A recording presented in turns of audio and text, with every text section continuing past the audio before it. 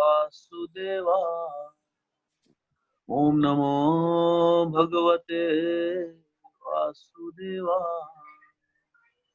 नारायणं नमस्कृत्यं नरं चैव नरोत्तमं देवीं सरस्वतीं व्यासं ततो जयमुदीरये।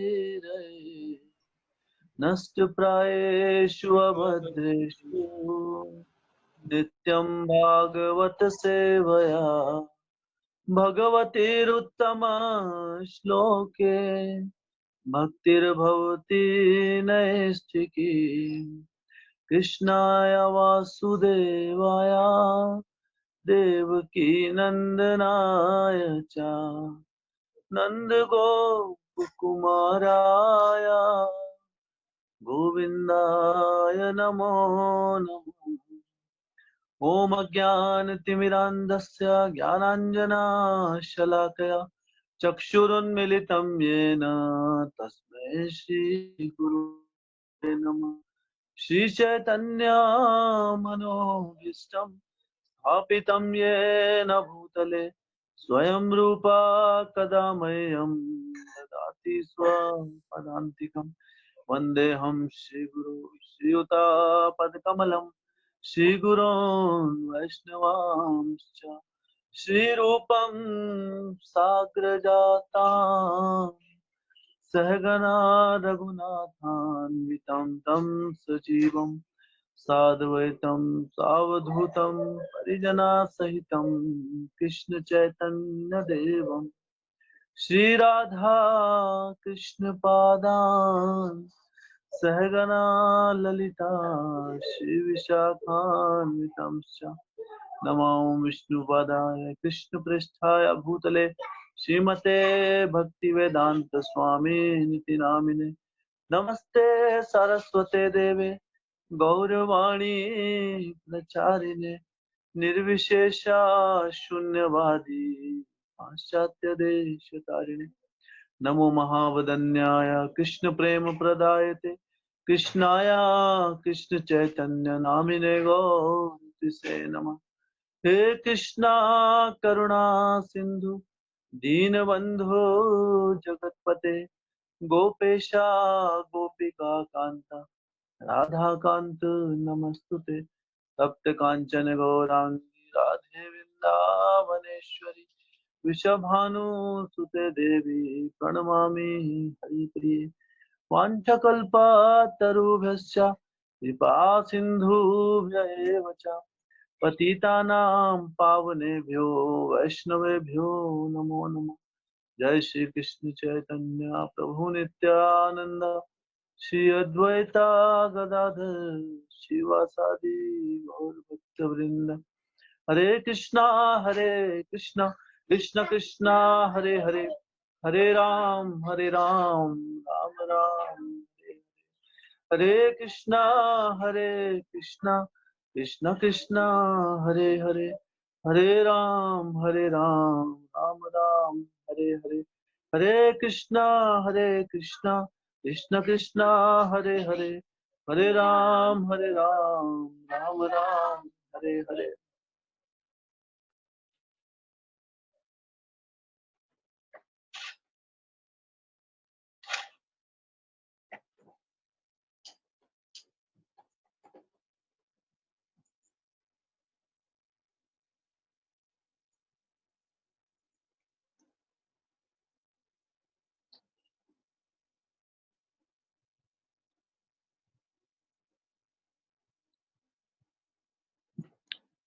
हरे कृष्णा। श्रीमद् भागवतम में अवतारों की श्रृंखला में आज हम पढ़ेंगे जो भगवान के 9वें अवतार पृथु महाराज के रूप में इस जगत में अवतरित हुए। हे ब्राह्मणों मुनियों द्वारा प्रार्थना किए जाने पर भगवान ने 9वें अवतार में राजा पृथु का शरीर स्वीकार किया, जिन्होंने विविध उपजें प्राप्त करने के लिए पृथ्वी को जोता। फलस्वरूप पृथ्वी अत्यंत सुंदर तथा आकर्षक बन गई। तो पृथु महाराज दरअसल भगवान के एक बहुत ही महत्वपूर्ण शक्ति-विश अवतार है। तो यहाँ पर अवतारों की श्रृंखला में हम ये है 9वें अवतार।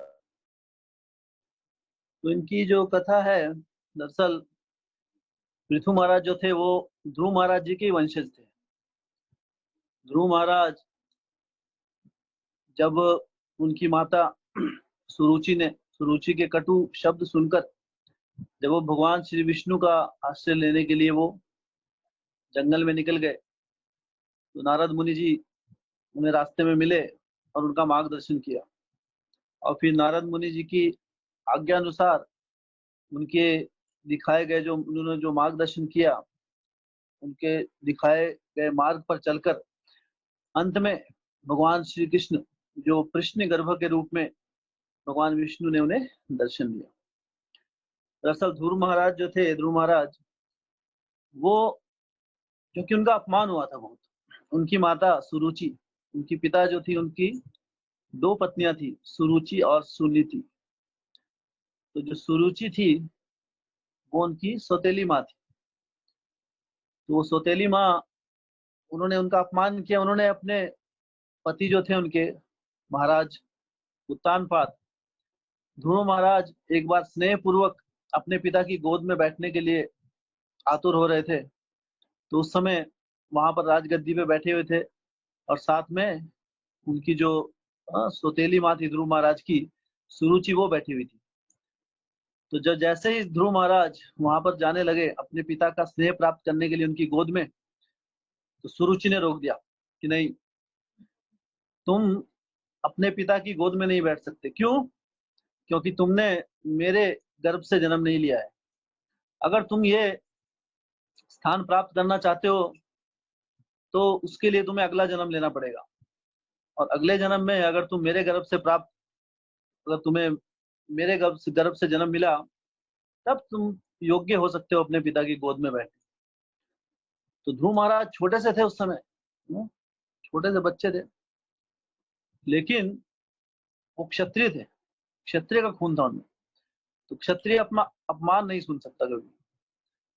लेकिन उन्हें अपनी माता के शब्द इतने कटु नहीं लगे जितना अपने पिता उत्तानपाद का व्यवहार लगा, क्योंकि उनके जो पिता थे उन्होंने भी उनकी माता को ऐसा करने से नहीं रोका। तो ये देखकर वो बहुत क्रुद्ध हो गए और फिर अपनी माता सुरुचि के पास, सुनीति के पास गए, और माता सुनीति ने उन्हें कहा कि ध्रुव, मैं भी असहाय हूँ आपकी परिस्थिति देखकर, क्योंकि तुम्हारे जो पिता हैं उन्होंने मेरा भी त्याग कर दिया है। दरअसल वो अपनी जो दूसरी पत्नी है सुरुचि, उससे अधिक स्नेह करते हैं, इसलिए। लेकिन तुम जो तुम्हारे प्रेम की अग्नि तुम्हारे हृदय में भड़क रही है कि तुम अपने पिता का प्रेम स्नेह प्राप्त करना चाहते थे, भगवान विष्णु आपको इतना स्नेह देंगे कि इस जगत का कोई भी प्राणी, हाँ, उस भगवान जितना स्नेह आपको, प्रेम आपको नहीं कर सकता। और मेरी जैसी लाखों माताएं भी आपको इतना प्रेम नहीं कर सकती जितना भगवान। तो ये सुनकर ध्रुव महाराज के अंदर बहुत ही तीव्र इच्छा जागृत हुई भगवान की प्राप्ति करने की। और माता से पूछा कि माता कहाँ पर भगवान को कहाँ कहाँ ढूंढेंगे हम? उन्होंने कहा कि मैंने सुना है ऋषि मुनियों से कि भगवान जंगल में मिलते हैं। तो उस समय जो प्रोसेस थी, जो अध्यात्म का मार्ग था, तपस्या का मार्ग था, तो तपस्या करते के लिए वो चले गए जंगल में बिना कुछ सोचे, छोटे से ध्रुव, 5 वर्ष के, 7 वर्ष के। और जब वो गए तो उनकी तीव्रता देखकर, भगवान को प्राप्त करने की तीव्रता को देखकर भगवान ने गुरु नारद मुनि जी को उनके पास भेजा। तो भक्ति मार्ग में आगे बढ़ने का जो लक्ष्य है वो क्या है? हमारी उत्सुकता, हमारी चेष्टा। जब हमारे अंदर तीव्र इच्छा जागती है कि हमें भगवान का सानिध्य प्राप्त करना है, भक्ति मार्ग में आगे बढ़ना है, तो भगवान गुरु को भेजते हैं, गुरु का सानिध्य हमें देते हैं। तो भगवान की कृपा से गुरु मिले, नारद मुनि, और नारद मुनि जी ने उनकी परीक्षा ली छोटी मोटी, और अंत में उन्हें गुरु मंत्र दिया। उन्होंने कहा कि उस समय का जो युग धर्म जो मंत्र था, ओम नमो भगवते वासुदेवाय, इस मंत्र का तुम निरंतर जप करो। तो जब ध्रुव महाराज ने इसकी बड़ी कथा है। तो अंत में भगवान हाँ वहां पर अवतरित हुए। और ध्रुव महाराज की जो इच्छा थी, तीव्रता थी हृदय में, वो चाहते थे कि उन्होंने, उनके पिता ने उनका इतना अपमान किया है, अब वो अपने पिता के पिता, जो पिता है उनके पिता के पिता से भी बड़ा उनको साम्राज्य और उससे भी अधिक ऐश्वर्य प्राप्त करने की इच्छा उनके हृदय में जाग उठी कि मैं, हाँ उनसे भी अधिक उच्च श्रेणी का, हाँ जैसे उनके जो पिता थे उसमें पूरी भारतवर्ष के राजा थे, लेकिन मुझे उनके हृदय में ये अपमान को, इस अपमान के प्रति जो विरोध, उनके विरोधाभास जो हृदय में आया, वो क्या था कि मैं अपने पिता के पिता से, ब्रह्मा जी से भी ऊपर का मुझे ऐश्वर्य धन दौलत मिले। तो इस इच्छा से वो गए थे। लेकिन तो इसलिए कहते हैं कि भगवान को प्राप्त करने के लिए, भगवान गीत भागवतम में कहते हैं कि अकामो सर्व कामो व मोक्ष कामो धारती तीव्रेन भक्ति योगेन यजेत पुरुषम परम। अगर आपके हृदय में बहुत सारी इच्छाएं, भौतिक इच्छाएं भी है, तो भी कोई बात नहीं, भगवान श्री कृष्ण को ही भजो, भगवान श्री कृष्ण का ही आश्रय लेना चाहिए हमें। तो भगवान, अगर हमारे हृदय में इच्छाएं हैं या इच्छाएं नहीं है, हाँ दोनों ही कंडीशन में, दोनों ही समय में हमें भगवान श्री कृष्ण का ही आश्रय लेना चाहिए। ये श्रीमद् भागवतम का हमारे लिए, हाँ, ज्ञान है कि अकामो सर्व कामो वा, या तो अकाम है आप, कोई भौतिक इच्छा नहीं, या सर्व काम, इच्छाएं इच्छाएं, हाँ? तीव्रेन भक्ति योगेन, हमें भक्ति योग के माध्यम से, तीव्रता से, यजेत पुरुषम परम, परम पुरुषोत्तम भगवान श्री कृष्ण का हमें आश्रय लेना चाहिए। तो क्योंकि उनके अंदर भगवान को पाने की इच्छा थी, तो कुछ भौतिक इच्छाएं भी थी हृदय में कि मुझे इतना बड़ा साम्राज्य चाहिए। लेकिन उन्होंने जब नारद मुनि जैसे शुद्ध भक्त का, हाँ सानिध्य, उनके सानिध्य से और उनके प्रति अपनी जब नम्रता जताई, उनके द्वारा दिखाया गया जो मार्ग है उसे अपनाने की चेष्टा हृदय में जगाई, तब भगवान के भक्ति मार्ग में वो 6 महीने के अंदर उन्हें भगवान, हाँ, विष्णु के दर्शन हुए। बहुत कठोर तपस्या की उन्होंने, तो 6 महीने में ही भगवान अवतरित हो गए ध्रुव महाराज के लिए।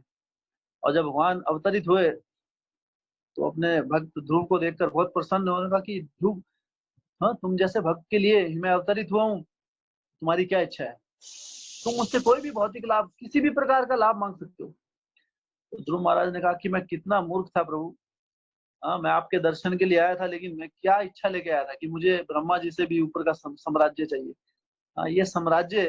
लेकिन आपके दर्शन पाकर मैं धन्य हो गया, और आपके दर्शन जब मुझे मिले तब मुझे अंतर स्पष्ट हो गया कि आप जो हैं वो एक किसी चमकते मणि के समान है, एक अनमोल रत्न के समान है, और ये सारी भौतिक इच्छाएं कांच के टुकड़ों के समान। तो मैं तो कांच के टुकड़ों के पीछे चेष्टा लिए भाग रहा था, मुझे अनमोल रत्न हीरा मिल गया, अब मुझे उन कांच के टुकड़ों की क्या आवश्यकता।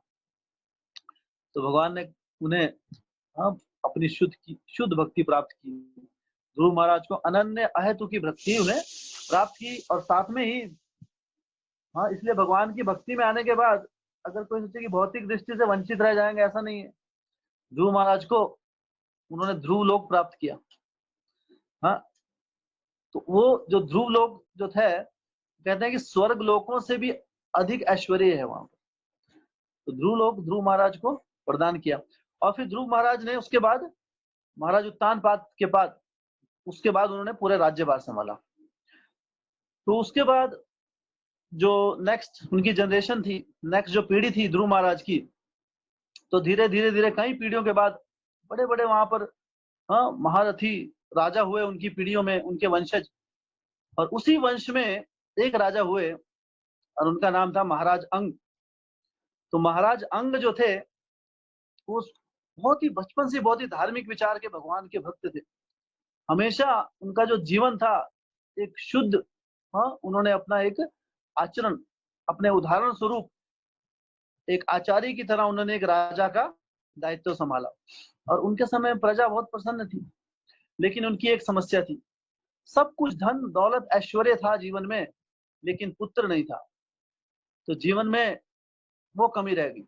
लेकिन जो पहले राजा होते थे, राजा का जो उत्तराधिकारी था, तो नेक्स्ट अगला कौन राजा बनेगा, कौन राजगद्दी संभालेगा, ये बड़ा एक चिंता का विषय हुआ करता था। तो राजा ने इसी चेतना से कि अगला राजा, उनका उत्तराधिकारी कोई तो होना चाहिए जो आगे राज्यभार संभाल सके। हाँ, तो इसलिए उन्होंने एक यज्ञ प्राप्त, ब्राह्मणों को बुलाकर वहां पर एक बड़े यज्ञ का आयोजन किया। तो जब यज्ञ, दरअसल जो यज्ञ होता है, शास्त्रों में अनेक अनेक विधि विधान दिए गए हैं, हाँ, जिससे हम अगर वो प्राप्त करें, यज्ञों को अगर अच्छे तरीके से हम करेंगे तो पुत्र की प्राप्ति, जो भी आपको प्राप्त भौतिक लाभ चाहिए। लेकिन यहाँ पे जो महाराज अंग थे, पुत्र की प्राप्ति हो किसी भौतिक इच्छाओं के लिए नहीं, हाँ, उसकी इच्छा के लिए, अपनी भौतिक इच्छाओं की पूर्ति के लिए वो उन्होंने ब्राह्मणों से के द्वारा उसका आयोजन नहीं किया। हाँ, उनके हृदय में एक ही इच्छा थी कि उनका जो राजा का कर्तव्य होता है, ये पुत्र होना चाहिए ताकि वो उत्तराधिकार, जो उनका उत्तराधिकारी बन सके और राज्य का कार्यभार संभाल सके। लेकिन पुत्र ना होने के कारण उन्होंने इस यज्ञ का आयोजन करवाया। तो ब्राह्मणों ने उस समय अनेक अनेक, जो उस समय ब्राह्मण आए वहां पर, उन्होंने आहुतियां दी यज्ञ कुंड में, और सारी आहुतियां, सभी मंत्रों का पूर्ण रूप से अच्छे तरीके से उच्चारण करने के बाद भी हुआ ऐसा कि जो देवी देवता जिनका आवाहन कर रहे थे, हाँ, वो उन्होंने दर्शन नहीं दी। तो ऐसा बहुत ही कम होता था उस समय। तो ब्राह्मणों ने कहा कि हमने सारे जो मंत्र हैं, हाँ, सारे विधि विधान तरीके से सब कुछ किया है, लेकिन फिर भी, हाँ, जो देवी देवता थे जिनका आह्वान किया था उसमें उन्होंने दर्शन नहीं दिए, तो कहाँ त्रुटि रहेगी, सब इस असमंजस में थे। तो ये दरअसल पहले जो यज्ञ होते उसमें ब्राह्मण जो थे बहुत योग्य ब्राह्मण होते। दरअसल जो मंत्र होते हैं, शास्त्र के जो मंत्र होते हैं, अगर उनका उच्चारण थोड़ा इधर उधर हो जाए तो उसका जो फल मिलता है वो भी बहुत ही उसी प्रकार से फल मिलता है। जैसे रावण और कुंभकर्ण जब वो तपस्या कर रहे थे तो उन्होंने ब्रह्मा जी का, कई वर्षों तक ब्रह्मा जी की तपस्या की।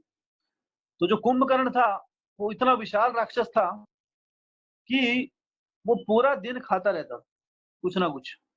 तो लोगों को अभी समस्या होगी, वहां की पूरी जनता, देवी देवता भी डरते थे उससे कि अगर ये थोड़ा और समय जीवित रह गया तो पूरे पूरे संसार का अनाज खा जाएगा। तो बड़ी विकट परिस्थिति आ गई थी। तो सबने सरस्वती माता जी को बुलाया, और अभी वो ब्रह्मा जी से की तपस्या करके अनेकों अनेक शक्तियां भी प्राप्त करने वाला, तो वो अजय होने वाला था।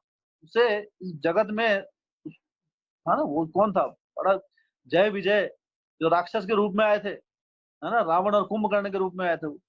तो सबके मन में, सारे देवी देवता इस बात से चिंतित थे। तो सरस्वती जी से प्रार्थना की कि हे माता हमारी रक्षा कीजिए। हाँ, तो सरस्वती, जब वरदान मांगने का समय आया, ब्रह्मा जी प्रकट हुए उनकी तपस्या से प्रसन्न होकर, और वरदान मांगने का जब समय आया तो उन्हें क्या चाहिए था, इंद्र का आसन चाहिए था। तो इंद्र देव, सारे देवी देवता, अब इंद्र आसन भी उनको अगर मिल गया तो पूरी सृष्टि में उनका काबू हो जाएगा। इंद्र क्या, सारी देव देवताओं के राजा है वो। तो सृष्टि में जितना भी जल अग्नि सब कुछ उनके अंतर्गत फिर सबको काम करना पड़ता। तो सरस्वती माता, जैसे ही उन्होंने वरदान मांगा कि हे तात, क्या तुम्हें वरदान चाहिए, ब्रह्मा जी ने जब उनसे पूछा तो उन्होंने मांगना था इंद्रासन, और उस समय सरस्वती बैठ गई और सरस्वती ने कहा, सरस्वती के कारण मुख से निकल गया निंद्रासन। तो इंद्रासन की जगह निंद्रासन निकल गया। ब्रह्मा जी ने कहा तथास्तु, अभी सोते रहो। तो ये सुनकर बड़ा, हाँ, कि अरे, तो रावण ने भी प्रार्थना की, सभी भाइयों ने, कुंभकर्ण, तीनों भाई उस समय प्रार्थना कर रहे थे कि अरे इसके साथ तो इतना अनर्थ हो गया, अब ये पूरी जिंदगी सोता रहेगा बेचारा, क्या होगा, ये तो जड़ हो जाएगा। तो ब्रह्मा जी से प्रार्थना करते रहे। बोलते नहीं, अब तो अमोघ वाणी, अगर आप, मेरा जो वरदान है वो अमोघ है, वरदान तो दे दिया निंद्रासन, अब तो सोना पड़ेगा उसको। लेकिन जब सबने प्रार्थना की नम्रता पूर्वक, तुमने कहा कि हाँ, थोड़ा सा इसमें हम अमेंडमेंट कर सकते हैं। क्या अमेंडमेंट किया उन्होंने, कि जो ये एक दिन उठेगा, 6 महीने में एक दिन जागेगा और उस दिन जितना खाना पीना करेगा फिर सो जाएगा। तो ये वरदान मिला। तो यहाँ पर थोड़ा अगर मंत्र इधर हो गया तो उसका असर भी, लेकिन जो हमारे, इसलिए जो कर्म कांड के जो मंत्र होते हैं, कर्म कांडी मंत्र, उसमें मंत्रों का उच्चारण अगर इधर उधर हो जाए तो उसका फल जो है वो भी हमको उसी प्रकार से मिलता है।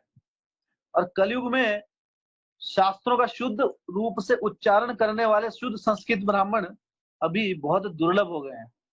इसलिए जितने भी विधि विधान होते हैं उनका कोई अत्यधिक लाभ नहीं हो पाता, कई बार उल्टा भी हो जाता है। यह कर्मकांड, इसलिए कर्मकांड जो है इसलिए जो यज्ञ है कलयुग के लिए किसी भी प्रकार का यज्ञों का प्रावधान नहीं है।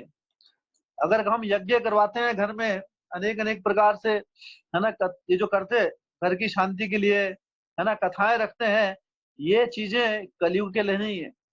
ये जो होती थी ये चीजें ये पहले युगों के लिए थी। हाँ, सतयुग में, द्वापर युग में, त्रेता युग में, कृतय अध्याय तो विष्णु त्रेतायाम यजथोम गए, त्रेता युग में ये यज्ञ का प्रावधान था। हाँ, लेकिन कलयुग में यज्ञ करने से कोई लाभ नहीं होगा। क्यों? क्योंकि कलयुग में जो ब्राह्मण है वो शुद्धता, ब्राह्मण, एक तो ब्राह्मण शुद्ध नहीं रहे, अभी ब्राह्मणों को जो पूर्ण ज्ञान है, जो जो संस्कृत के जो शब्दों का, शास्त्रों का पूर्ण ज्ञान नहीं है। दूसरा क्या है, दूसरी समस्या क्या है कि शुद्ध सामग्री भी नहीं है यज्ञ करने के लिए। पहले शुद्ध घी चाहिए होता था उसके लिए, है ना, अनेक पंचगव्य। अब तो आप कहीं से लाएंगे, उपलब्ध ही नहीं होगा। बाजार में जो कैसा घी होता है मिलावट वाला, वो हम यज्ञ में उपयोग नहीं कर सकते।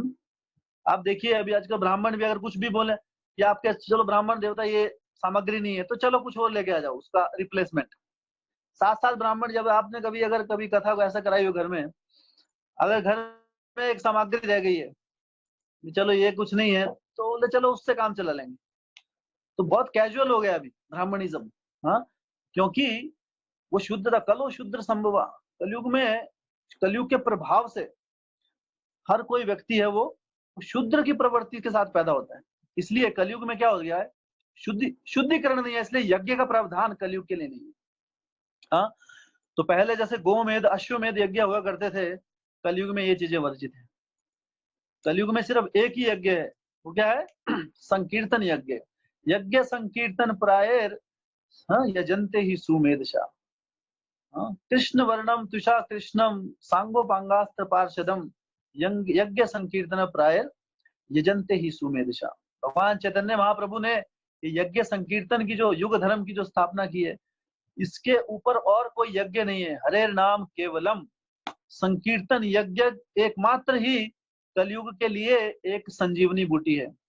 हाँ, ये जो महामंत्र है कलि संतरण उपनिषद में, हरे कृष्णा कृष्ण कृष्ण हरे हरे, हरे राम राम राम हरे हरे, इति षोडशकम नाम नाम कलि कलमश नाशकम नाशनम, नातः परतरम उपायो सर्व वेदेषु दृश्यते।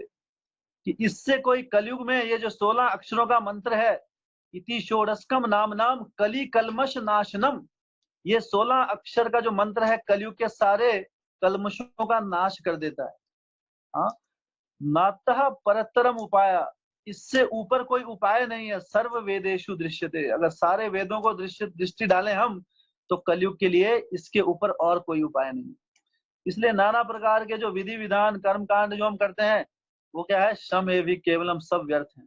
कलयुग में जो असरदार जो चीज है, जैसे कोई जब दवाई होती है, वो प्रकृति के साथ किसी, जिसका कैसा स्वभाव होता है, जैसी बॉडी होती है और कैसा सीजन होता है ना। जैसे कोई चीज, जैसे दही है, तो दही को अगर दिन में खाएंगे तो लाभ होगा, शाम को खाएंगे तो लाभ नहीं होगा, है ना। तो किसी जिस चीज की जैसी प्रकृति होती है, जब उसका ग्रहण, उसको हम, ऐसा नहीं कि दही गलत है, हाँ, लेकिन दही का सेवन शाम के समय गलत है।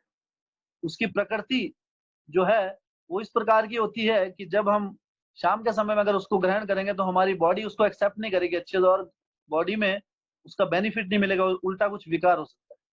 तो इसलिए जो शास्त्रों के माध्यम से हमें कलयुग का जो धर्म मिला है, कलयुग के लिए जो एकमात्र जो धर्म है वो क्या है, इस हरे कृष्ण महामंत्र का जब हरे नाम केवलम, इसलिए संकीर्तन यज्ञ एकमात्र ही कलयुग के लिए रिकमेंडेड प्रोसेस है। इसके अलावा अब जितने भी उपाय करते हैं, धर्म कर्म, हाँ, कथाएं, इसका कोई लाभ नहीं मिलता हमें। क्यों नहीं मिलता है? शुद्धता खत्म हो गई। हमें शास्त्रों को से अध्ययन से समझना चाहिए, क्योंकि हर चीज अगर शुद्ध नहीं होगी, हाँ, अगर उसकी सामग्री शुद्ध नहीं होगी और जो ब्राह्मण है वो शुद्ध नहीं होगा अपने आप, पहली बात, और शुद्ध हुआ भी उसके बाद अगर मंत्रों का उच्चारण शुद्ध नहीं होगा, बिल्कुल अगर शत्रु की जगह शत्रु हो जाए।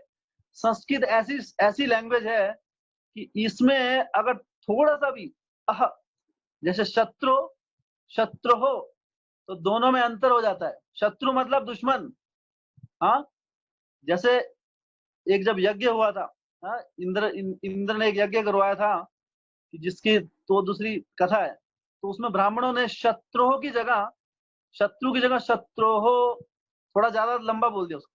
तो उससे क्या हो गया कि एक ऐसा राक्षस की उत्पत्ति होनी थी, हाँ, जो एक किसी व्यक्ति को मारे, लेकिन ऐसा व्यक्ति पैदा हुआ, हाँ, जो उसके द्वारा मारा जाए। एक होगा कि उसको मारे, एक है उसके द्वारा मारा जाए, तो उल्टा ही उसका प्रभाव हो गया। तो ये है कर्मकांड मंत्रों का असर होता है। तो हम ये विज्ञान नहीं जानते हैं, हाँ, लेकिन हम सोचते हैं कि अरे सब कुछ भला हो रहा है, घर ग्रह शांति के लिए सब कुछ कराते हैं, ग्रह हर चीज हरे नाम केवलम, ये शास्त्र श्रीमद् भागवतम कह रही है हमारी। श्रीमद् भागवतम के हर पन्ने से भगवान के नाम, हाँ, जप करने के लिए यही निकलता है। इसके शुरुआत के, इसके मध्य में और अंतिम श्लोक भी यही कह रहा है। हाँ, श्रीमद् भागवतम का जो अंतिम श्लोक 18,000वां श्लोक है, जो सारे शास्त्रों का अंतिम श्लोक है, वो भी हमें यही गाइडेंस दे रहा है, हाँ, कि नाम संकीर्तनम यस्य सर्व पाप प्रणाशनम प्रमाणो दुख शमनस्तम नमामि हरि परम। कि नाम संकीर्तनम यस्य सर्व पाप प्रणाशनम, ये भगवान के नाम का जो संकीर्तन है, हरि नाम संकीर्तन, ये सारे पापों का नाश, कलमश नाश करने वाला एकमात्र मंत्र है। इस मंत्र के जप के अलावा, हाँ, नातः परतरम उपायो सर्व वेदेषु दृश्यते, सारे वेदों में इसके ऊपर और कोई उपाय नहीं। हाँ, तो इसलिए जय कृष्ण भजे सही बड़े चतुर। इसलिए कि भागवतम कह रही है कि जो भगवान चैतन्य महाप्रभु के अनुयायी होंगे, हाँ, जो उनके दिखाए हुए मार्ग, ये वेरी यजंते ही सुमेधशा। क्यों सुमेधशा बोला है? क्योंकि वो एज इट इज शास्त्रों में यथारूप जो दिया है उसको फॉलो करने की, हाँ, उसको अपने जीवन में अपनाते हैं। जब हम किसी चीज को यथारूप जीवन में अपनाएंगे, डॉक्टर ने जो बताया है, डॉक्टर ने एक प्रिकॉशंस दी है कि आपको ये दवाई लेनी है, 2 गोलियां सुबह, 1 दिन में, 2 शाम को, एक पानी के साथ, एक दूध के साथ, एक ऐसे ही, हाँ, किसी और के साथ। तो अगर उस तरीके से आप लेंगे तभी लाभ होगा।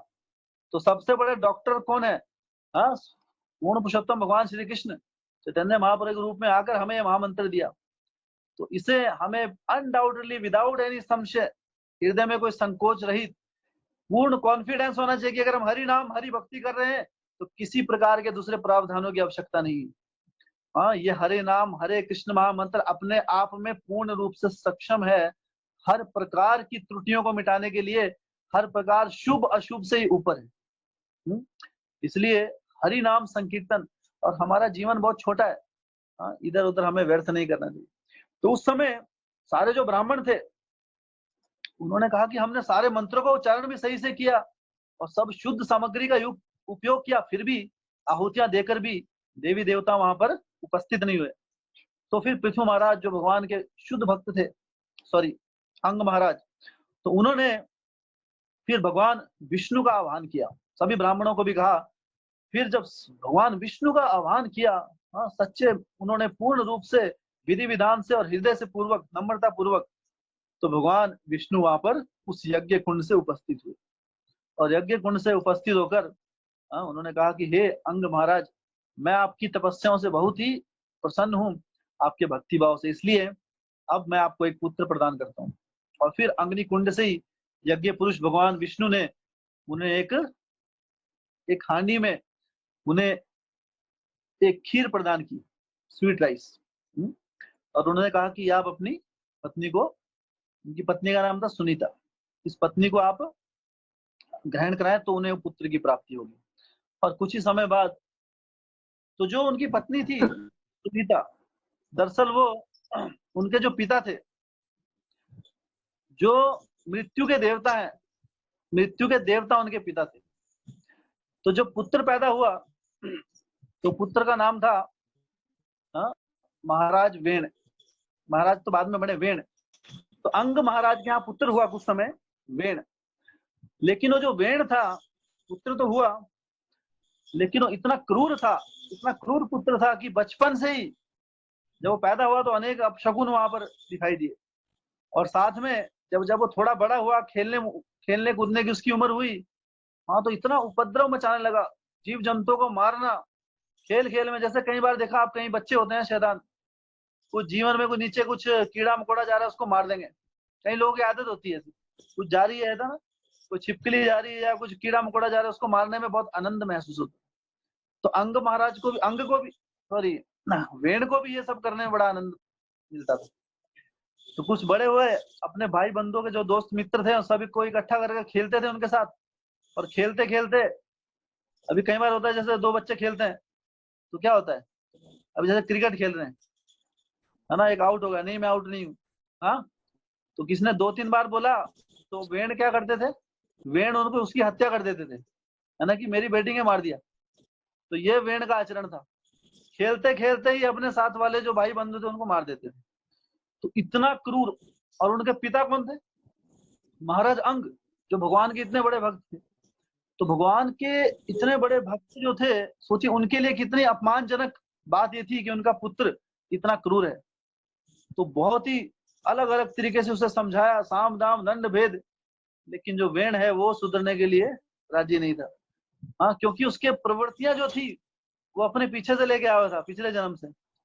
तो उसकी जो माता थी वो की थी, वो मृत्यु के देवता की पत्नी थी। तो ऐसा कहा जाता है कि जो पुत्र होता है बेटा, उसमें जो गुण आते हैं वो माता के पिता के आते हैं, माता के पिता के गुण बेटे में आते हैं, और पिता की माता के गुण बेटी में आते हैं। हाँ, समझे आप, कि पिता जो माता है, माता का जो पिता है नाना, तो माता के पिता के गुण पुत्र में आ जाते हैं, और पिता की माता के गुण पुत्री में आते हैं। तो जो सुनीता थी वो किसकी थी, मृत्यु के देवता की। तो मृत्यु के देवता की पुत्री थी। तो वेण के लिए ऐसा मारना मारना नॉर्मल चीज थी। तो उसके अंदर वो जो गुण थे पहले से ही आ गए। तो कैसे कैसे वो धीरे धीरे बड़ा हुआ, अनेक अनेक उपद्रव मचाने लगा। हाँ, तो बहुत दुखी हो गए उनके जो पिता अंग, महाराज अंग को इतना कष्ट हुआ कि अरे, हमेशा इसी बार में चिंतित रहते थे। चिंतित इसलिए नहीं कि उनका पुत्र, लेकिन जितनी वो यातना वो दूसरों जीव जंतुओं को देता था और दूसरे प्राणियों को, अपने भाई बंधुओं को, उसको लेकर, वो तो राजा है, राजा का एक धर्म है, होता है कि उनकी प्रजा सब प्रसन्न रहे, खुश रहे। लेकिन इस प्रकार वो यातनाएं देता था, तो इस प्रकार वो हमेशा चिंतित रहते थे, और उनके हृदय हमेशा निराश रहता था। हाँ, कि इतना राजा होकर भी वो कुछ नहीं, हाँ, एक तरह से हाथ बंधे हुए जैसे कुछ नहीं कर पा रहे थे। क्यों, अपना पुत्र था, अपने पुत्र को क्या करेंगे। हाँ, तो अपने पुत्र है तो लेकिन जब इतना, जब बोलते हैं कि पानी सर के ऊपर चला गया कि अब कुछ नहीं हो सकता, तो महाराज अंग को एक बहुत ही अंदर से भगवान ने एक साक्षात्कार दिया, और उनके अंदर एक बहुत ही, हाँ, एक तीव्र वैराग्य जागृत हुआ कि अरे, अगर, कि दरअसल जिसे मैं अपना दुर्भाग्य समझ रहा हूँ, ये मेरा सबसे बड़ा सौभाग्य है। मनुष्य जीवन का जो लक्ष्य है, तपो दिव्यम पुत्र कायन, की तपस्या, ये मनुष्य देह तपस्या के लिए बनी है। भौतिक इन अपने रिश्ते नातों में आसक्ति, अत्यधिक आसक्ति के लिए नहीं बनी। तो अगर मेरा पुत्र बहुत सज्जन व्यक्ति होता तो मैं इससे बहुत आसक्त हो जाता, और इसकी आसक्ति के कारण, हाँ, भगवान की तरफ ध्यान लगाना मेरे लिए बहुत मुश्किल हो जाता। भगवान गीता में कहते हैं, भोगेश्वर्या प्रसक्ता नाम तया अपहृत चेतसाम व्यवसात्मिका बुद्धि समाधो न विद्यते। कि भोग ऐश्वर्य प्रसक्ता नाम तया अपहृत चेतसाम, जो व्यक्ति भोग और ऐश्वर्य, इंद्रिय भोग और मान सम्मान, ऐश्वर्य की भावनाओं से जो लिप्त होता है, जिसमें ये गुण अत्यधिक होते हैं, व्यवसात्मिका बुद्धि समाधो न विद्यते, भगवान श्री कृष्ण की भक्ति के लिए उसके हृदय में भक्ति में आगे बढ़ने की प्रेरणा जागृत नहीं होती। तो जितना व्यक्ति भोगी होता है उसके लिए भक्ति मार्ग को समझना बड़ा मुश्किल हो जाता है। आपने जब जैसे प्रचार करते हैं, दूसरों को बताते हैं कि हरि नाम कीजिए, आपने एक्सपीरियंस किया होगा, है ना, ये बात कई बार समझाते हैं हम कि हरि नाम कीजिए, उनके व्यक्ति के अंदर घुसती नहीं हो चीज, है ना, वो समझ ही नहीं पाता। क्यों, भोगेश्वर्य प्रसक्ता नाम तया अपहृत चेतसाम, जो चेतसा है, जो चेतना है, वो क्या हो जाती है, अपहृत हो जाती है, जैसे बोलते हैं बुद्धि भ्रष्ट हो जाती है। तो उसके हृदय में भगवान के प्रति जो दृढ़ निश्चय, भक्ति मार्ग को अपनाने का निश्चय, दृढ़ निश्चय नहीं आ पाता। जो व्यक्ति अपने मान सम्मान और भोगी व्यक्ति होता है अत्यधिक, तो इसलिए अंग महाराज जो थे भगवान से प्रार्थना करने लगे कि आप कितने दयालु हैं, कि अगर मेरे अंदर ये प्रवृत्तियां जागे तो आपकी जो जीवन का, मनुष्य जीवन का जो परम लक्ष्य है भगवान श्री कृष्ण की भक्ति, अपने जो छुपा हुआ जो भगवान के प्रति प्रेम है उसे जागृत करने का ये एकमात्र सुनहरा मौका है हमारे पास, मनुष्य देह। और इस मनुष्य देह में आने के बाद भी हमें शुद्ध भक्ति में आगे बढ़ने का जो मार्ग मिला, हाँ, हमारी गुरु परंपरा और शिला प्रभुपाद जी की कृपा से हम जो आए हैं, ये इतना दुर्लभ मौका है, दुर्लभ अवसर है। और ये जो अवसर जो हमें मिला है, अगर हम इसे गवा दें तो हमसे बड़ा दुर्भाग्यशाली व्यक्ति और कोई नहीं। तो महाराज अंग इस प्रकार विचार करने लगे कि ये तो दरअसल क्योंकि मेरा पुत्र इतना क्रूर है, इसलिए अब इससे मुझे कोई आसक्ति नहीं है। और इसी विचार से भगवान को प्रार्थना करते हुए, भगवान को सम्मान देते हुए, हाँ, और उनके प्रति कृतज्ञता जाहिर करते हुए रात के समय अपना पूरा राज्य छोड़कर, हाँ, भगवान की तपस्या के लिए जंगल में वानप्रस्थ में निकल गए। तो उनके अंदर इतना वैराग्य जाग गया। हाँ, तो कई बार देखिए भगवान का जो भक्त है कभी भी उसे लॉस नहीं होता है। हम जो आकलन करते हैं, हमें क्या चाहिए? अकस्मात परिणाम चाहिए, अकस्मात परिणाम, हाँ, क्विक रिजल्ट, हमें क्विक चाहिए, बहुत जल्दी। तो जो हमको बता रहे भक्ति करने से क्या मिलेगा, किसको क्या पता है। लेकिन भक्त को हमेशा एक विश्वास होना चाहिए कि हमारी जिंदगी में अगर कोई उतार चढ़ाव आते भी हैं तो वो भगवान की एक बहुत बड़ी कृपा होती है। तो महाराज अंग इतने महान भगवान के भक्त थे, लेकिन उनका जो पुत्र कितना क्रूर पैदा हुआ। तो पहली दृष्टि से तो कोई देखकर बोलेगा, अरे भक्ति करने का क्या लाभ, ऐसे भक्ति का क्या लाभ कि पुत्र ऐसा मिल जाए, इससे अच्छा तो हम, है ना, ऐसी नॉर्मली ठीक है ना। लेकिन उस पुत्र के कारण, हाँ, अंग महाराज को मुक्ति का मार्ग मिला, क्योंकि उसके कारण ही उनके हृदय में भक्तियों प्राप्त करने के लिए वैराग्य जागृत। तो कई बार ये जो परिस्थितियां होती, भौतिक परिस्थितियां, ये भी हमारे अंदर एक प्रेरणा स्रोत लेकर आती है। तो जब महाराज अंग, हाँ, इस प्रकार पूरा राज्य भार छोड़कर उन्होंने जब वन में प्रस्थान कर लिया, तो अभी राज्य में अनेक अनेक समस्या आने लगी। सारे जो चोर डाकू थे, डकैत, वो क्या करने लगे? अब जब जब राजा नहीं रहेगा तो क्या है, चोर डाकू सक्रिय हो जाते हैं। तो चारों तरफ लूटपाट मचने लगी, और राजा के ना होने का सब लोग, है ना, जो इस प्रकार की प्रवृत्ति के जो लोग थे, हाँ, सभी राक्षस प्रवृत्ति के लोग, उनका बोलबाला होने लगा, और पूरा साम्राज्य में की जो सुख शांति है वो खत्म हो गई। तो ये सब विचार करते हुए जो सारे जो ब्राह्मण थे, हाँ, वो बहुत चिंतित हो गए, क्योंकि ब्राह्मणों का ये धर्म होता है सबसे कि समाज में सब कुछ सुख शांति से चल रहा है कि नहीं, ये ब्राह्मणों का कर्तव्य होता है। हाँ, तो ब्राह्मण ज्ञान देते हैं किसको? क्षत्रियों को। तो क्षत्रिय एक्शन लेता है, लेकिन ज्ञान वो लेता है ब्राह्मण से। तो ब्राह्मणों के निर्देशानुसार फिर क्षत्रिय जो है वो स्टेप लेते हैं कि क्या करना है, किसको सजा देनी है, किसको क्या, जो कानून व्यवस्था है, कानून व्यवस्था संभालते हैं क्षत्रिय। और लेकिन क्षत्रिय जो है वो हमेशा ब्राह्मणों के निर्देशानुसार ही अपनी पद्धतियां, अपनी जो उनकी रणनीतियां है उसको बनाते थे। जो पहले युगों में, कलयुग में तो ऐसा नहीं है कुछ। हाँ, कलयुग में तो इन सिद्धांतों को कोई जानता नहीं, इसलिए इतने उपद्रव है, इतनी समस्या है। तो जब ऐसी विकट परिस्थिति आ गई, तो सोचा कि अब एकमात्र जो उत्तराधिकारी है वो है वेण, लेकिन ये तो इतना क्रूर है। लेकिन ब्राह्मणों ने सोचा चलो ध्रुव महाराज जो है, ध्रुव महाराज इतने बड़े बड़े उत्तानपाद ब्रह्मा जी उनकी लाइन में है, तो उनका ही वंशज है ना, तो राजा बनने के बाद, है ना, तो इनके अभी, और राजा का उत्तराधिकारी भी है। तो सारे चीजों को एक साथ सामने रखकर उन्होंने वेण को उस समय उनका राज्याभिषेक कर दिया।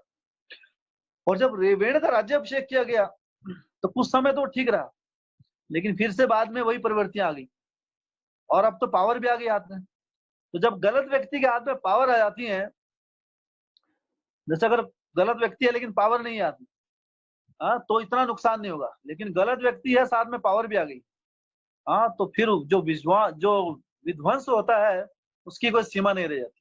और वो तो राजा था, पूरे भारतवर्ष का राजा। तो उस समय वेण ने क्या किया, पूरे अपने राज्य में घोषणा कर दी कि सारे के सारे यज्ञ बंद कर दिए जाएं भगवान विष्णु के।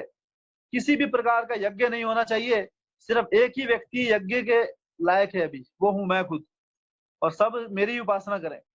और सारे हर जगह हर प्रकार की धार्मिक जितनी भी एक्टिविटी थी सब की सब उसने बंद करवा दी, और जो ब्राह्मण थे उन पर जुल्म करने लगा।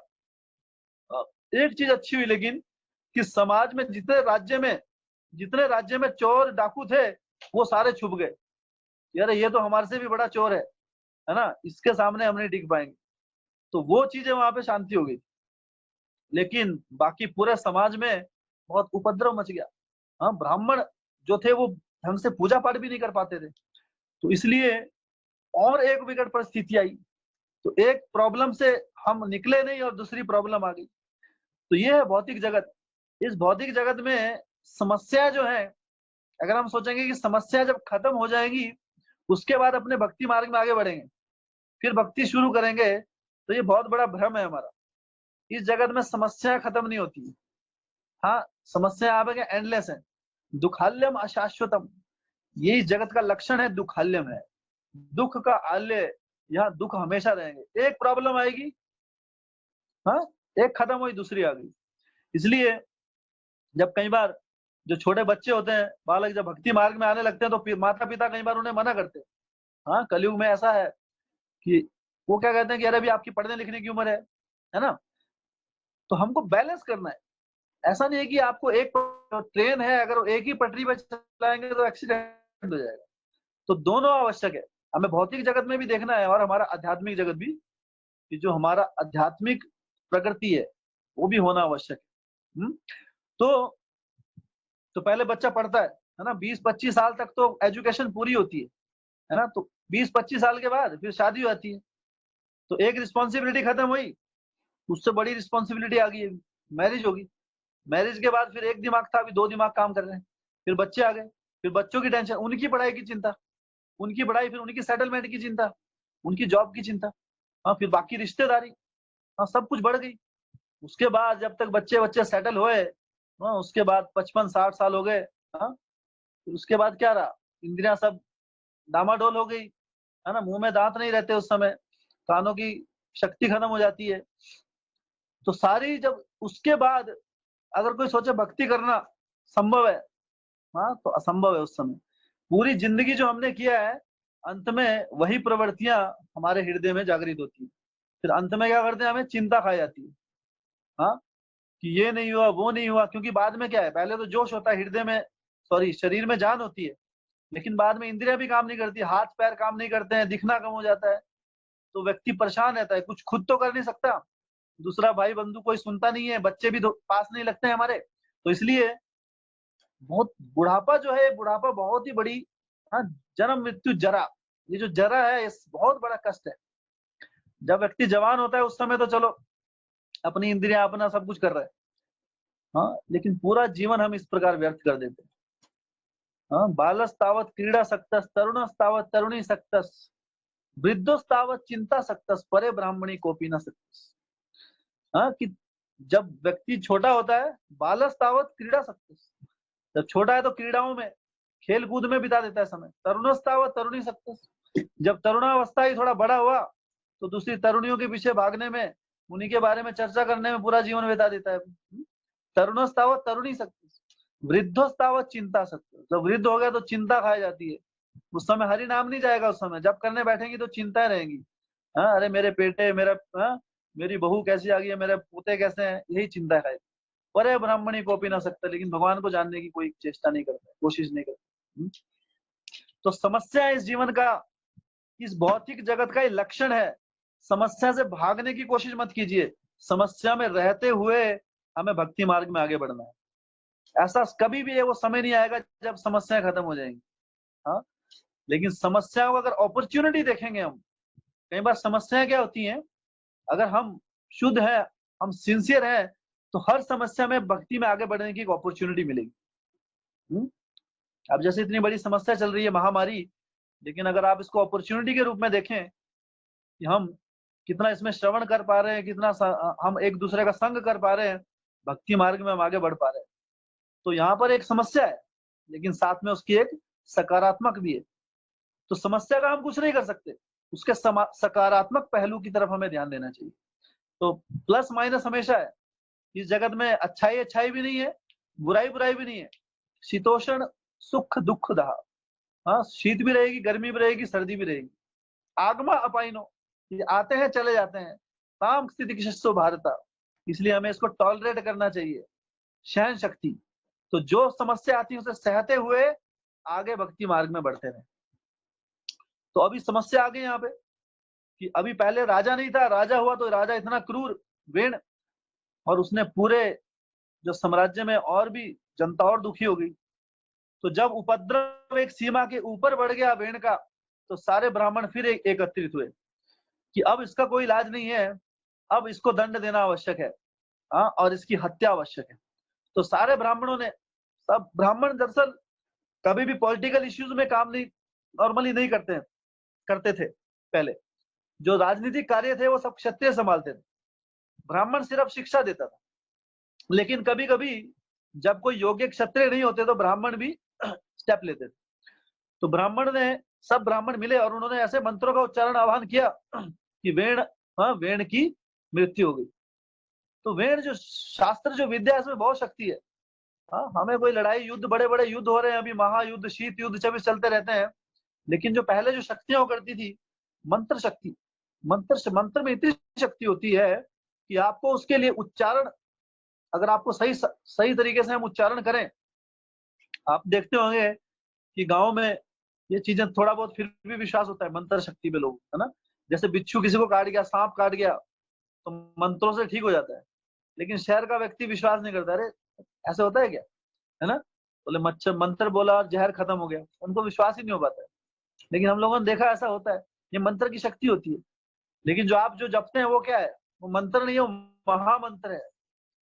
हाँ, कली कलमश नाशनम, ये सारे के सारे कलमशों का नाश कर देता है। तो वेण जो था उसकी हत्या हो गई, हाँ, उसे सारे ब्राह्मणों ने। अब एक और समस्या आ गई, अब कोई राजा नहीं है। तो राजा नहीं है तो सारे चोर जो थे, जो वेण के कारण शांत हो गए थे, चोर डाकू, अब वो फिर से सक्रिय हो गए। तो भागवतम में दरअसल बहुत अच्छे तरीके से इसका वर्णन है आगे। तो उसमें बताया कि जब इतने सक्रिय हो गए सब लोग चोर, तो ब्राह्मणों की फिर एक और समस्या आ गई। हाँ, तो ये जड़ जगत है, समस्या के ऊपर समस्या के ऊपर समस्या। तो अब क्या किया जाए। तो उस समय जो वेण था, तो वेण अपने आप में तो बहुत क्रूर था, दुष्ट व्यक्ति था, लेकिन जो उसकी जो लीनियज थी, हाँ, जो उसके पूर्वज थे, वो भगवान के भक्त थे, भगवान, हाँ, के भक्त, शुद्ध भक्त उनकी परंपरा में आए हैं, जैसे ध्रुव महाराज। तो उन्होंने उसके पार्थिव जो शरीर था उनका, जिसकी मृत्यु हो चुकी थी, तो सब ब्राह्मणों ने पहले उसकी जंघाओं को मथा। जंघाओं को मथने से एक व्यक्ति पैदा हुआ। वो व्यक्ति क्या था, बहुत नाटे कद का था, और उसका शरीर पूरा काला था, आंखें लाल, और बहुत ही, हाँ, देखने में बहुत अभद्र था। हाँ, तो बताया जाता कि वो जितने भी वेण के जो पाप थे, वो पापों का मूर्तिमान स्वरूप था वो व्यक्ति। और उसके बाद उन्होंने उसकी बाजुओं में भुजाओं को मथा। भुजाओं का मंथन करने के बाद उसमें से दो बहुत ही सुंदर व्यक्ति पैदा हुए, उत्पन्न हुए, अवतरित हुए। और वहां पर फिर भगवान के जो 9वें अवतार श्रृंखला में जो आप हमारे आते हैं, महाराज पृथु महाराज जी, उन्होंने अवतार लिया। उस मंथन से पृथु महाराज और उनकी पत्नी जो थी आर्ची, वो दोनों उससे अवतरित हुए। तो इस प्रकार जब दोनों पैदा हुए, दरअसल पैदा नहीं हुए, वो दरअसल ऑलरेडी वयस्क थे वो। तो इस प्रकार मंत्रों के उच्चारण से दोनों ही फिर उनको राज्य का पूरा कार्यभार उन्हें उत्तरदायित्व इसका दिया गया। तो पृथु महाराज जो थे, वो भगवान के शक्ति वेश अवतार, भगवान की सारी उनके अंदर गुण थे। हाँ, तो बचपन से, जब उनके समय से उनको देखकर ही सारे के सभी देवी देवता, सारी जो प्रजा थी, वो प्रसन्नचित हो गई। और उनको देखकर ही, उनकी कांति को देखकर ही कि एक अलग सा एक शुभ, हाँ, एक शुभता का माहौल वहां पर हो गया। सब कुछ शुभ होने लगा उस समय उनके जस्ट इस जगत में आने से। तो ये देखकर सभी देव देवताओं ने बड़ा बड़ा प्रशंसा करने लगे उनकी, हाँ, और उनके अनेक अनेक शास्त्रों के मंत्रों से, हाँ, श्लोकों से उनका गुणगान करने लगे। तो उस समय पृथु महाराज ने कहा कि आप मेरा ये गुणगान क्यों कर रहे हैं। दरअसल अभी तो मैंने कुछ किया नहीं, अभी तो कुछ कोई लीलाएं भी नहीं की हैं, और अभी आपने मेरे कार्यकलाप तो देखे ही नहीं है। तो जब तक मैं कुछ कर ना लूं, कुछ लीला ना कर लूं, उससे पहले आप प्रशंसा मत कीजिए। तो यहाँ पर पृथु महाराज एक बहुत ही अनुपम उदाहरण पेश करते हैं कि जब भी कोई व्यक्ति महान व्यक्ति होता है, वो उसके गुणों से, उसके आचरणों से समझा जाता है, हाँ, ना कि उसने कहाँ पे जन्म लिया, उसकी कांति कैसी है, वो कैसा बोलता है, उससे हमें किसी का, जैसे कलयुग में अनेक, हर इतने भ्रांतियां फैली हुई, हर व्यक्ति, कितने लोग हैं जो अपने आप को भगवान की उपाधियां देकर बैठे हुए हैं। हाँ, अगर आप विदेशों में जाएंगे, वहां लोगों को कंसेप्ट नहीं, हर व्यक्ति इंडिया से, तो वहां सोचते हैं कि अरे ये जो भारतवर्ष है ये कोई भगवानों की फैक्ट्री है, हर कोई तीसरा व्यक्ति भगवान चला रहता है वहां, हर कोई अपने को भगवान बोलता है। हाँ, अगर आप अलग अलग जगह देखिए, आप, मैं नाम नहीं लेना चाहूंगा लेकिन आप जानते होंगे, आप, बहुत लोग अपने आप को भगवान कहते हैं। तो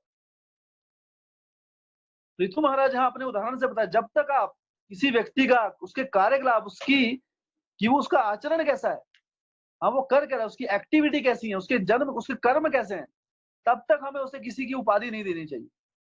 हाँ, उसके बाद ही हमें उसके आचरण को देखकर, और जब कोई अवतार होता है भगवान का, तो उसका जो नाम है वो शास्त्रों में विदित होता है।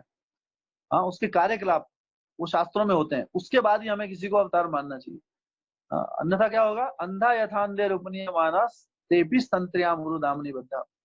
अदरवाइज हम तो खुद अंधकार में हैं, और किसी एक अंधकार अंधे व्यक्ति का हाथ पकड़ेंगे तो क्या होगा, दोनों गड्ढे में गिरेंगे। तो इसलिए ये बहुत ही, इस चीजों का हमें अपने जीवन में बहुत, हाँ, गुह्य, बहुत ही बारीकी से ध्यान रखना चाहिए, क्योंकि हमारा जो मनुष्य जीवन है, ये करोड़ों करोड़ों अरबों जन्मों के बाद मनुष्य जन्म मिला है, और उसके बाद मनुष्य जीवन में ये जो चेतना मिली है भक्ति की, बहुत ही दुर्लभ है।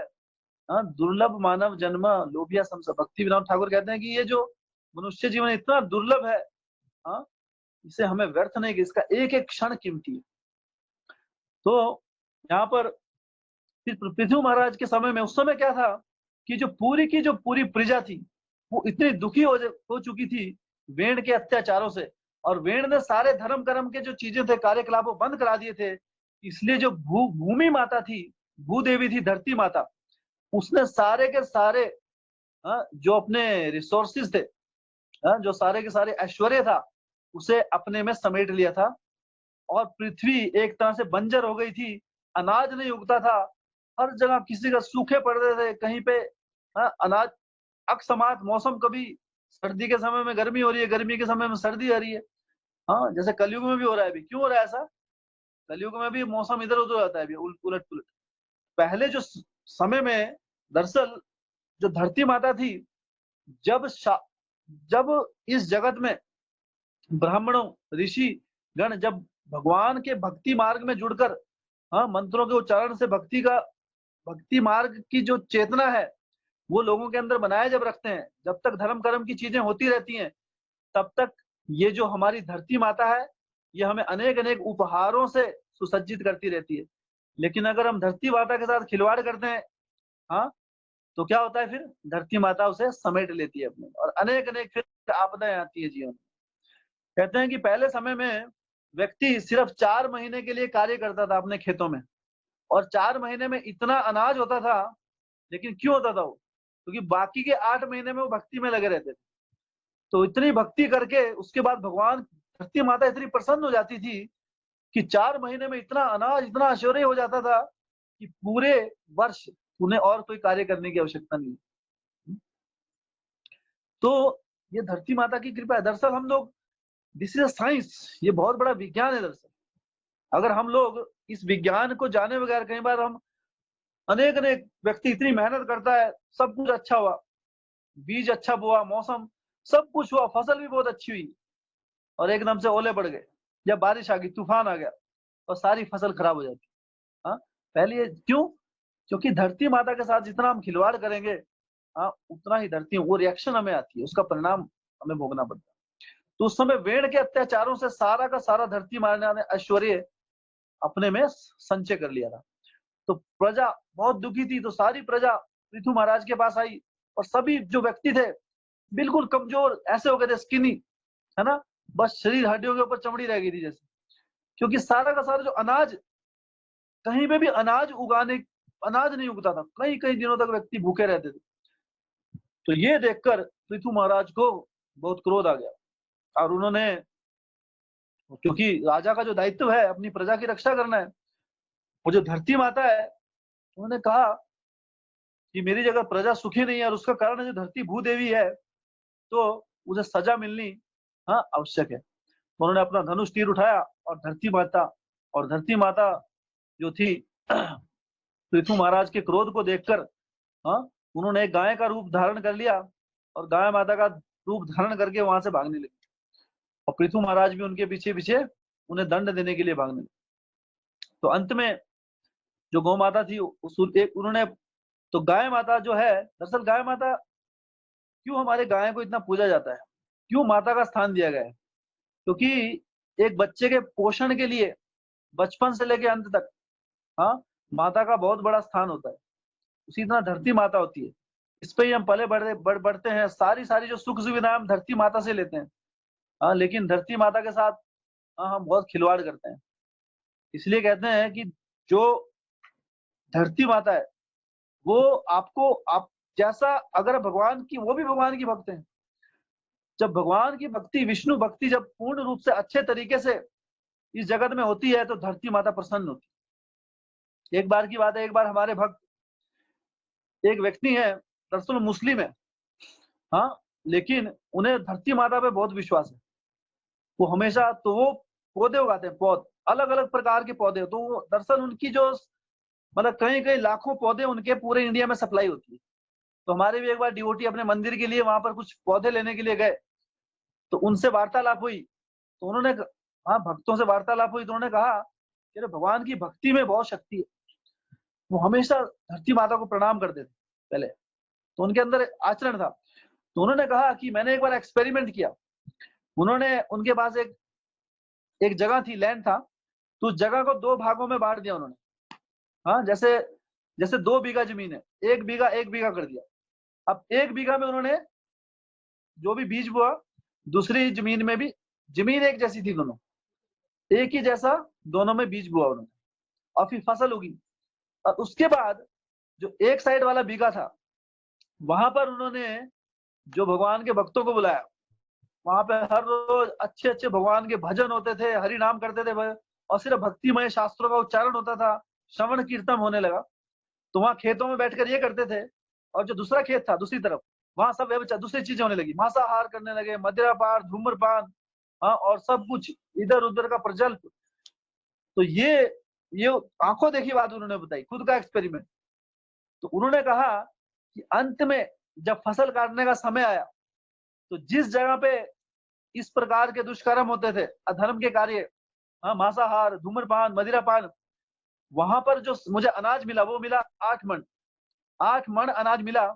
और जो दूसरा भाग था, जहां भगवान का कीर्तन भजन कीर्तन करते थे, वहां से मुझे 80 मन अनाज की प्राप्ति हुई।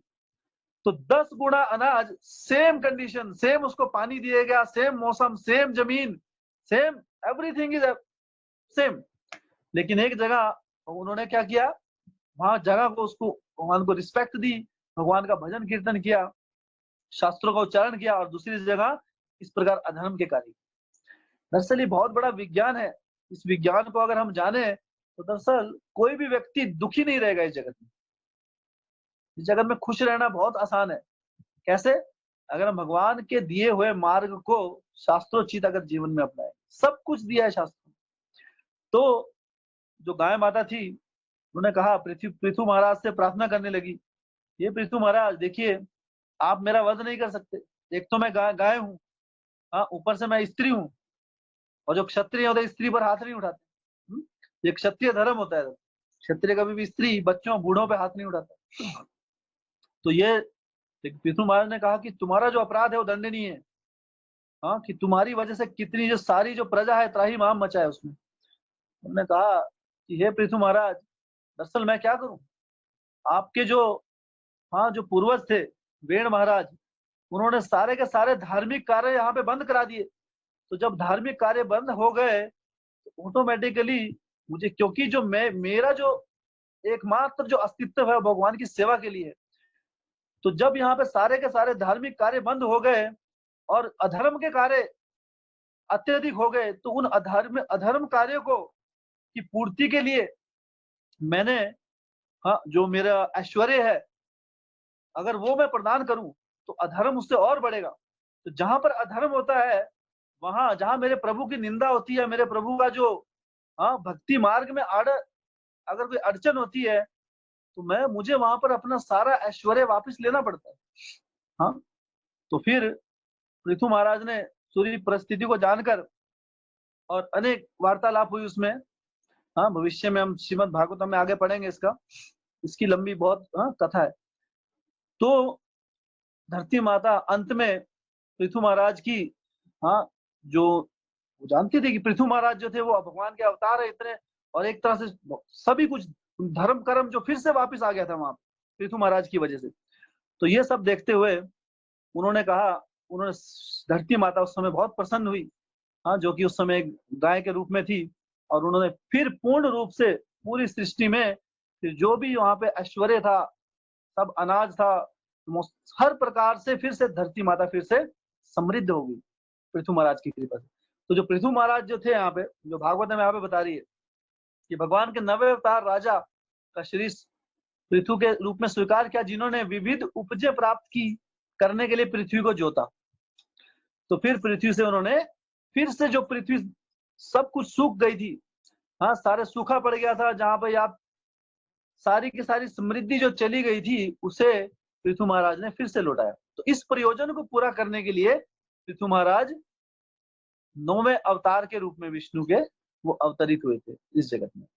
हाँ, भगवान जब आते हैं तो उसके प्रयोजन के लिए आते हैं। किस लिए आते हैं? 4 चीजों के लिए आते हैं। परित्राणाय साधु नाम, जो साधु हैं उनकी रक्षा करने के लिए, विनाशाय च दुष्कृताम, और जो है दुष्टों का नाश करने के लिए, हाँ, धर्म संस्थापना अर्थ है, और धर्म की स्थापना करने के लिए भगवान इस जगत में आते हैं। संभवामी युगे युगे। तो इस प्रकार जो पृथु महाराज थे वो इस प्रयोजन को, जो धरती माता उस समय पूर्ण रूप से, जिसने अपनी पूरी की पूरी जो शक्तियां अपने में संचय कर ली थी, फिर से हरी भरी करने के लिए और फिर से सारी समृद्धियां लौटाने के लिए पृथु महाराज के रूप में इस जगत में अवतरित। भगवान पृथु महाराज की जय। शील प्रभुपाद की बहुत बहुत धन्यवाद। किसी भक्त का कोई प्रश्न है?